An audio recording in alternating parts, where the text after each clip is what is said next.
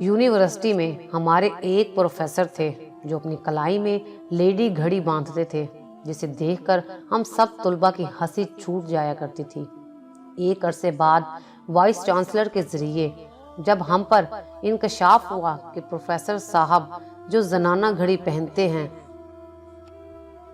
वो उनकी फौत शुदा बीवी की है, इस वाक़ये से मैंने सीखा कि कुछ दिल बिना बोले महबूब की जुदाई के बाद भी अलम और दर्द महसूस करते हैं। एक दफ़ा मेरा अस्पताल में किसी मरीज की अयादत के लिए जाना हुआ। कॉरिडोर में चलते हुए एक जवान साल लड़की की विग यानी बाल गिर गए।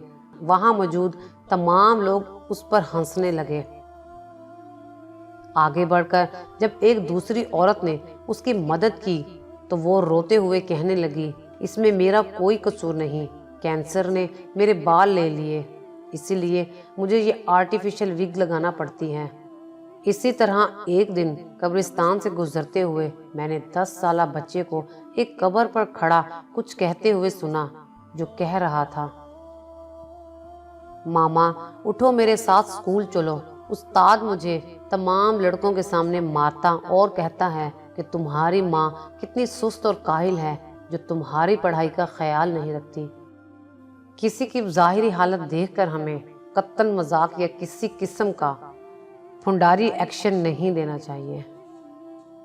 हो सकता है कि वो अपने अंदर हजार दुख छुपाए हुए हो जिसका हमें इल्म ना हो।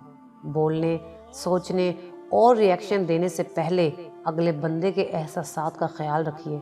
बिलाशुबा बाज़ बातें इंसान को कत्ल कर देती हैं।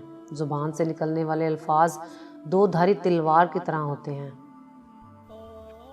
अगर आपको हमारी ये वीडियो अच्छी लगी हो तो इसे लाइक करें, शेयर करें और मज़ीद अच्छी वीडियोस देखने के लिए हमारा चैनल सब्सक्राइब करें।